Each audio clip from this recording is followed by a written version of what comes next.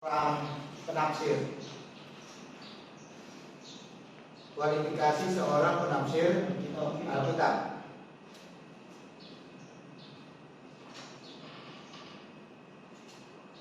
Oke ya.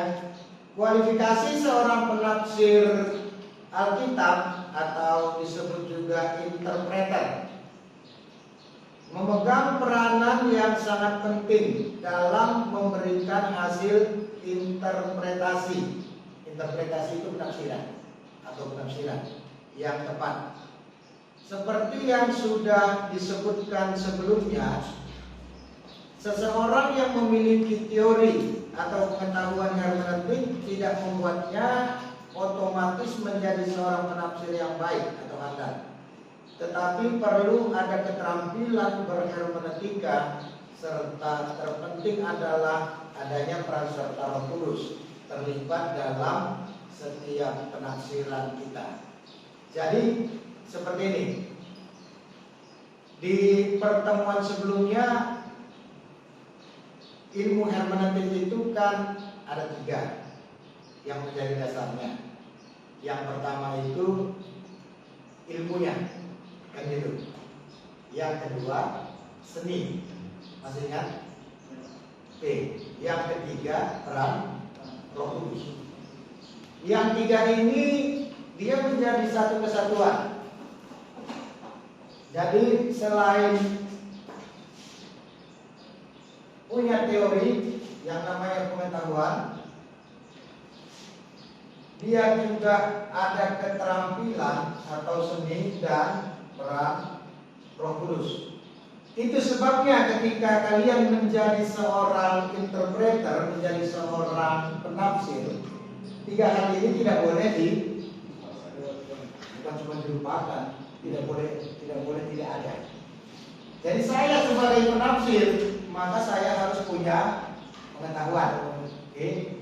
Saya harus punya keterampilan dan saya harus punya hubungan dengan Roh Kudus. Yang 2 ini bisa dipelajari. Yang 2. Tapi kalau yang ini pengalaman. Pengalaman. Pengalaman hanya bisa dialami ketika Anda melakukannya, kan gitu. Kalau memang lewat doa kalian bisa berhubungan dengan Roh Kudus, maka berdoalah banyak. Kalau lewat pujian penyembahan kalian bisa berhubungan dengan Roh Kudus, maka hiduplah dalam pujian penyembahan, kan gitu.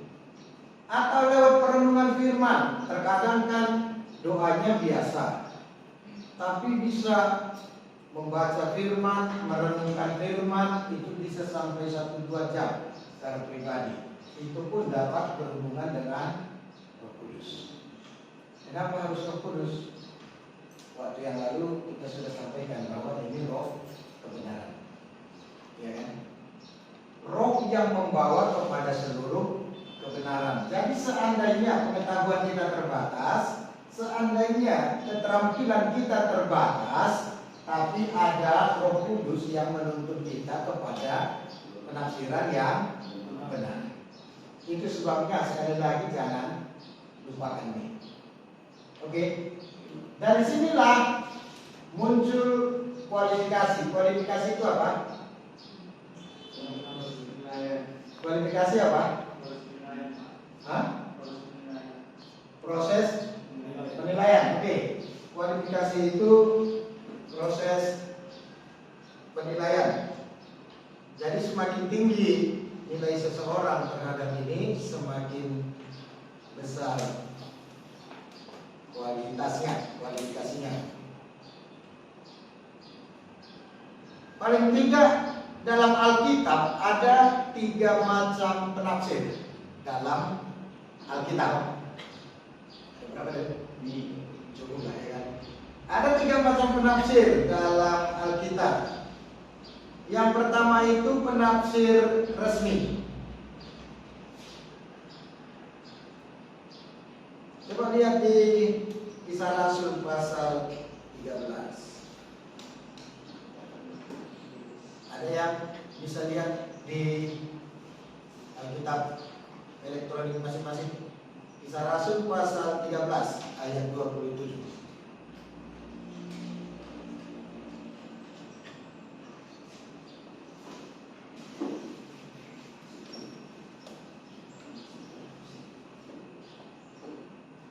Apa isinya?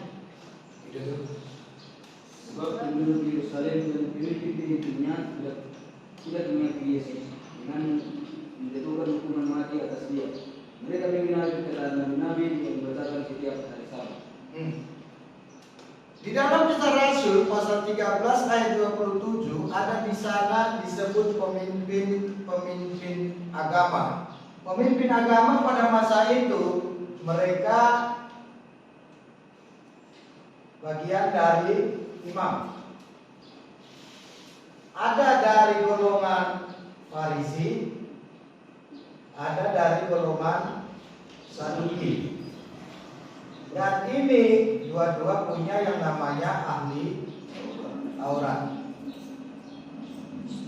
Mereka lah yang menjadi penafsir resmi. Tahu ya artinya resmi?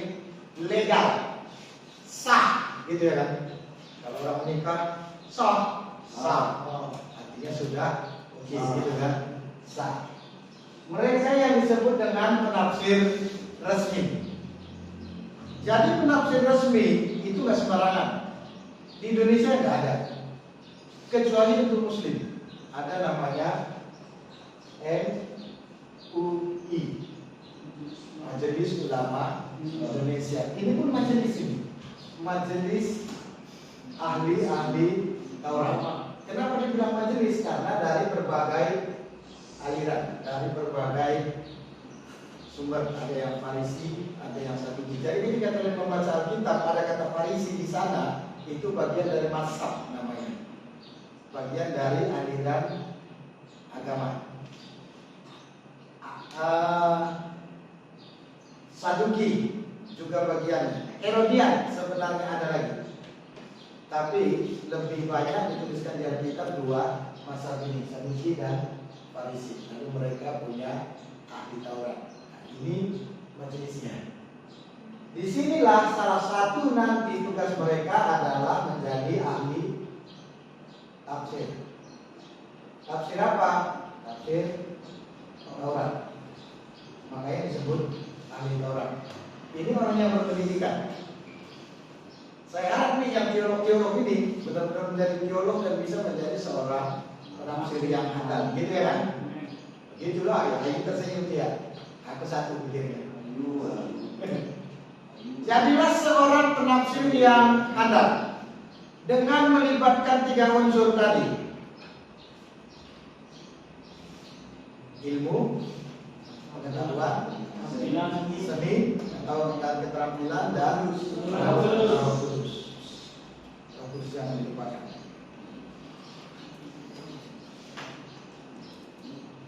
Yang dimaksud para pemimpin agama pada zaman Tuhan Yesus hidup di dunia adalah para imam, ahli Taurat, dan Farisi. Di Alkitab salah satu yang dianggap guru besar Farisi siapa? Gamaliel. Dia Farisi. Makanya muridnya pun Farisi. Siapa nama muridnya? Paulus. Makanya Paulus bilang, aku seorang ahli Farisi. Coba lihat di Filipi pasal 3 ayat 4. Ayat 4 ayat 5 ya. Filipi pasal 3 ayat 4 dan 5. Siapa yang dapat baca? Demikian firman Tuhan. Sekalipun aku juga ada alasan untuk menaruh percaya pada hal-hal lahiriah, jika ada orang lain menyangka dapat menaruh percaya pada hal-hal lahiriah, aku lebih lagi disunat pada hari ke-8 dari bangsa Israel, dari suku Benyamin, orang Ibrani asli, tentang pendirian terhadap hukum Taurat, aku orang Farisi. Itu kata Paulus. Tentang pendirian terhadap hukum Taurat, aku orang Farisi. Kenapa? Karena dosennya juga, guru besarnya juga orang Farisi yang bernama Gamaliel. Selain Paulus dan Gamaliel, siapa lagi yang kalian ingat? Seorang Farisi. Kayafas imam, betul. Yang pernah bertemu dengan Yesus, Nikodemus. Nikodemus di mana ayatnya? Daud. Cerita kisah Nikodemus.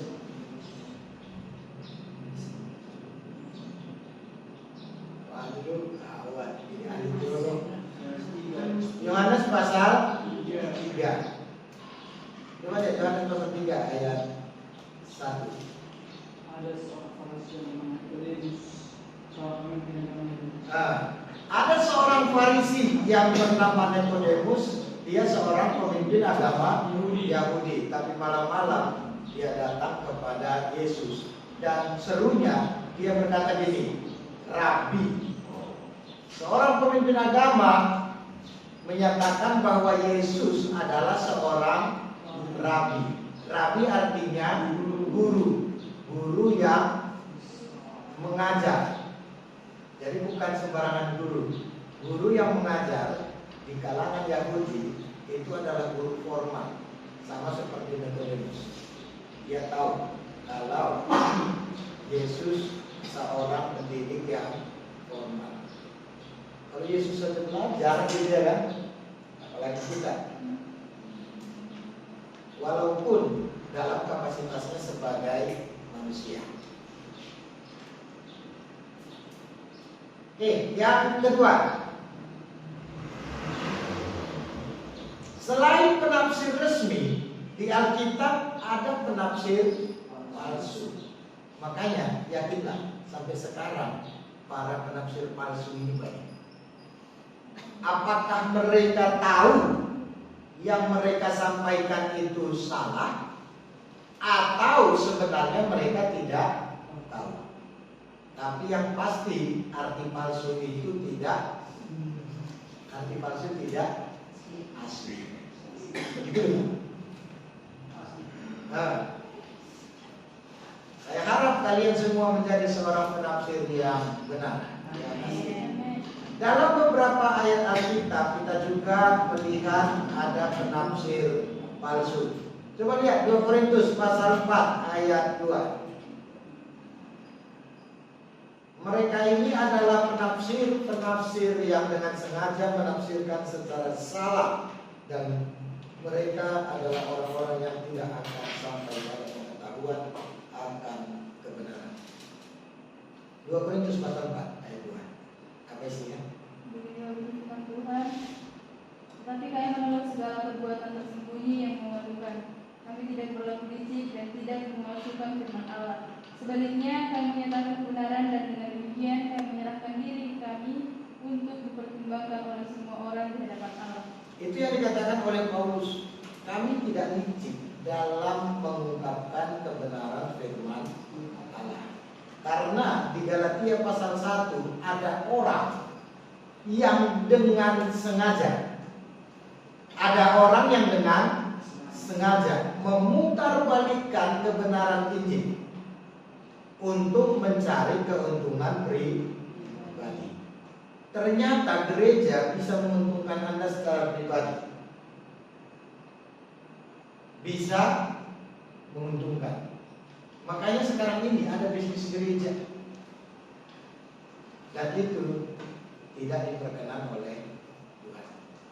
Itu sebabnya jangan sampai kita menjadi seorang penafsir palsu. Penafsir palsu gampangnya gini, dia mengatasnamakan firman, tapi untuk kepentingan pribadi, untuk kepentingan bisnis, untuk kepentingan organisasi, bukan untuk kepentingan kerajaan surga.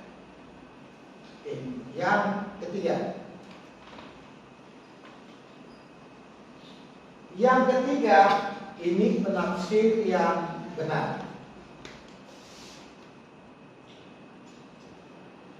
Lukas pasal 24 ayat 27. Baca ini. Lukas pasal 24 ayat 27. Demikian firman Tuhan. Lalu ia menjelaskan kepada mereka apa yang tertulis tentang dia dalam seluruh kitab suci, mulai dari kitab-kitab Musa dan segala kitab nabi-nabi. Lalu ia menjelaskan. Kata menjelaskan di sana, ini kata menjelaskan. Di hermeneu itu salah satu artinya adalah menafsir dengan sama. Mengapa perlu ditafsir? Ayo, seandainya ada pertanyaan mengapa Alkitab perlu ditafsir. Saya ingin tunjukkan gambar.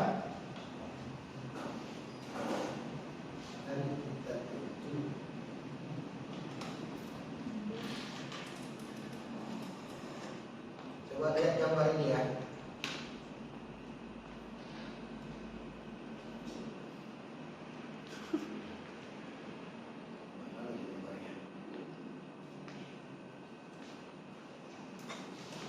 Ini kelihatan? Ini yang saya tunjuk ini. Picture 3. Menurut kalian ini gambar apa? Ayo, Daud, gambar apa? Pohon. Iskia. Wajah perempuan sebelah kanan. Wajah perempuan sebelah kanan. Ayu. Ini gambar apa yuk? Wajah. Tidak. Kelihatan? Apa saya tutup? Tidak kelihatan ya? Tuh. Ayo gambar apa? Gambar. Nggak kena nampak ya? Ini dulu. Ini yang dekat ini. Sama cewek. Kalau cewek matanya jelas ya kan? Gambar apa? Nah, coba lihat ya. Ini aslinya.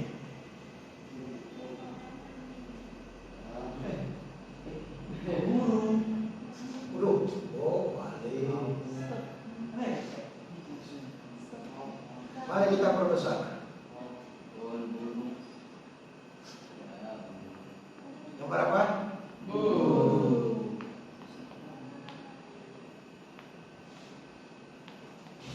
Gambar burung. Kenapa kalian tadi berpikir di gambar pohon? Apalagi ngelihatnya dengan cara yang berbeda. Cewek cantik. Karena tidak jelas. Ini kan sudah jelas. Yakin kan? 100% Anda yakin ini gambar. Kecuali mata Anda memang melihatnya ini gambar ulang. Gitu ya kan? Itu sudah jawab. Ini gambar burung. Karena tidak jelas, maka perlu diperjelas. Memperjelas itulah hermeneutik. Masalahnya jalur memperjelasnya ini bisa apa enggak? 3 tadi yang menjadi komponennya. Satu gambar lagi. Semoga Anda tidak salah berpikir.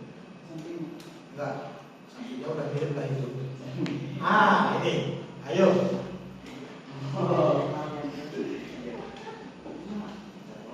Nah, siap. Menurut kami juga berapa? Orang naik kereta. Gak ada bajunya. Oke.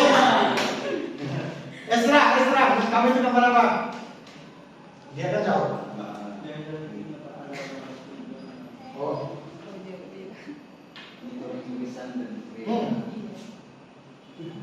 Ayo.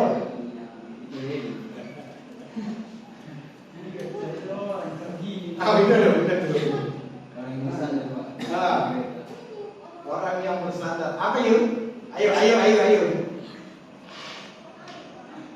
Yuni. Wah, yuk belum salah. Yuni. Ayo.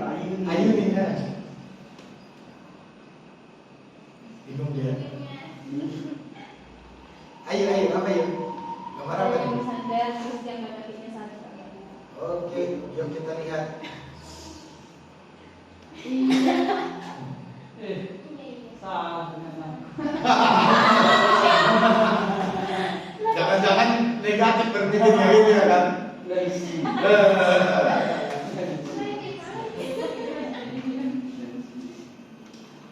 Jadi itu masalahnya. Kenapa kita perlu menafsir Alkitab? Karena ada bagian-bagian Alkitab yang tidak jelas, sehingga memang perlu untuk diperjelas. Langkah memperjelas itulah langkah-langkah hermeneutik.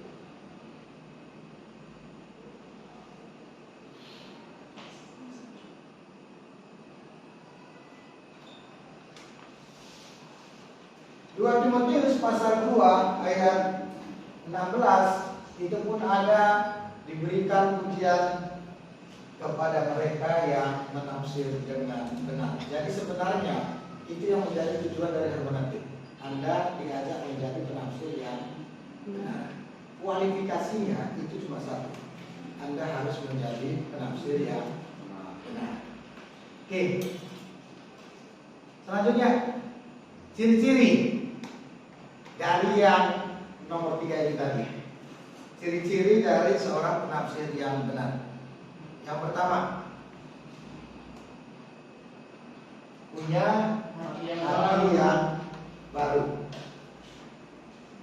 Hati yang baru. 1 Korintus 2 ayat 14 sampai sini. Coba baca. 1 Korintus 2 ayat 14. Tetapi manusia dunia tidak menerima apa yang berasal dari Roh Allah, karena hal itu berniat adalah suatu kebodohan, dan ia tidak dapat memahaminya sebab hal itu hanya dapat dinilai secara rohani. Jadi kalau hatinya tidak baru, dia tidak bisa menilai hal-hal rohani. Itu masalahnya. Makanya apapun yang dikandung kebenaran Alkitab dianggap kebodohan. Sekarang ini banyak sekali berseliweran di media sosial. Orang menganggap bahwa salib itu kebodohan. Padahal Alkitab sudah berkata bagi dunia salib memang kebodohan. Tapi bagi kita salib mengandung janji. Itu bedanya. Bagi kita yang percaya. Oke. Seorang penafsir haruslah seorang yang sudah lahir baru. Jadi yang disebut dengan hati yang baru itu dimulai dari lahir baru. Di dogmatika kita sudah belajar tentang lahir baru. Yang kedua,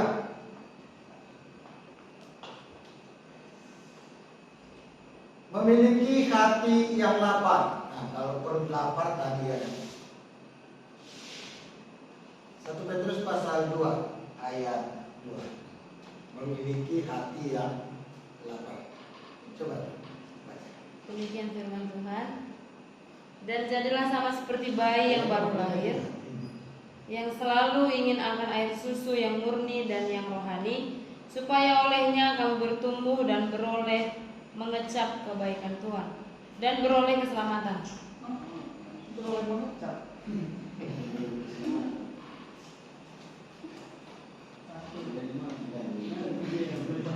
Di 1 Petrus pasal 2 ayat 2. Implementasinya kalau mau menafsir firman Allah, karena kelaparan akan firman Allah. Itu sebabnya Yesus berkata, berbahagialah orang yang lapar dan haus akan kebenaran, karena mereka akan dipuaskan. Di mana ayatnya? Nggak tahu. Matius berapa? Matius berapa? Ayo, yang mulai agak ngantuk. Ayat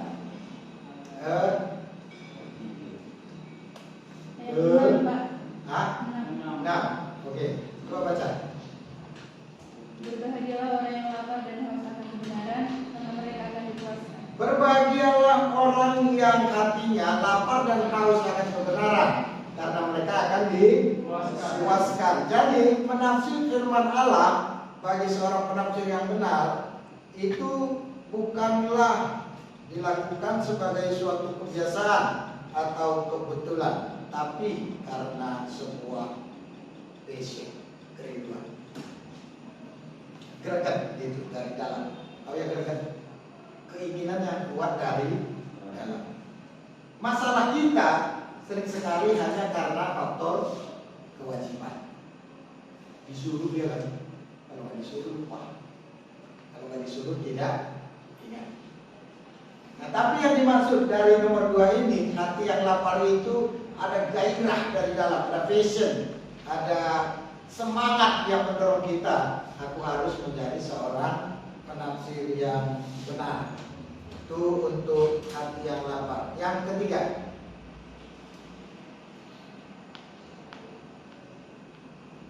hati yang taat. Mazmur 119 ayatnya ada ayat 98 sampai ayat 102 ayat. Coba baca Mazmur 119. Perintahmu membuat aku lebih bijaksana daripada musuh-musuhku, sebab selama-lamanya itu ada padaku. Aku lebih berakal budi daripada semua pengajarku, sebab peringatan-peringatanmu kurenungkan.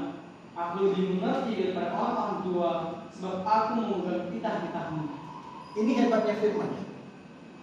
Aku lebih berakal budi daripada guruku, karena firman-Mu ku renungkan. Kalian pernah merenungkan firman? Jangan kita yang biasa gitu ya kan? Pernah? Kalau lagi disuruh. Padahal Alkitab yang adalah firman Allah bagi kita harusnya menjadi perenungan setiap saat. Itu yang disebut Mazmur pasal 1. Iya kan? Siang dan malam. Siang dan malam. Kalau kalian mau belajar menjadi orang hebat, bacalah Mazmur 119. Ada berapa ayat tuh? Mazmur 119 ada berapa ayat? 176. 176 ayat. Semua ayat di Mazmur 119 berhubungan dengan firman. Yang paling sering dibaca orang ayat 105. Iya kan? Firman-Mu itu pelita bagi kakiku, terang bagi jalanku. Itu sebabnya jadilah seorang interpreter, jadilah seorang penafsir firman yang benar, sehingga menjadi penerang langkah hidup kita.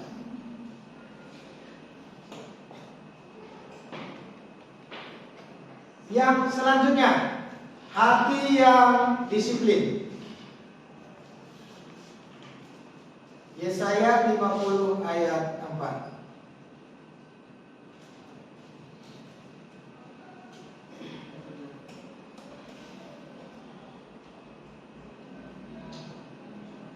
Yuk baca Yesaya 50 ayat 4. Tuhan Allah telah memberikan kepadaku lidah seorang murid, supaya dengan perkataan aku dapat memberi semangat baru kepada orang yang berlesu. Setiap pagi ia bertanya pendengaranku untuk mendengar seperti seorang murid. Ini penting kayaknya untuk kita lihat benar. Yesaya pasal Yesaya berapa tadi? 50 ayat 4.